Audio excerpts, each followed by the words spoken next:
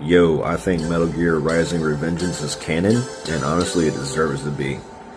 So I stayed up all night playing this, and it's the first time I ever played it, and holy shit, this might be one of the best Metal Gear games ever made. The combat feels like Ninja Gaiden mixed with like a little bit of Arkham, but with like this incredible slow motion blade mode where you can literally cut enemies into pieces anywhere you want. And the bosses, Senator Armstrong had me sweating for 20 minutes on easy mode. Now yeah, the stealth is way more basic than other Metal Gear games, but the fact that you can still use a cardboard box and stealth entire sections actually makes it feel authentic, even if it is a little watered down. The pacing actually feels a lot closer to Metal Gear Solid 3 than anything else in the series. You move through mostly linear areas, but there are little nooks and optional paths where you can explore, find upgrades, or challenge yourself. You clear the area, either through combat or stealth, then you get a cutscene that advances the story, and then you repeat that loop as things escalate. It's a really clean gameplay structure. What I also love is how the game teaches you its mechanics. It gives you the basics early on and then just expects you to build mastery over time.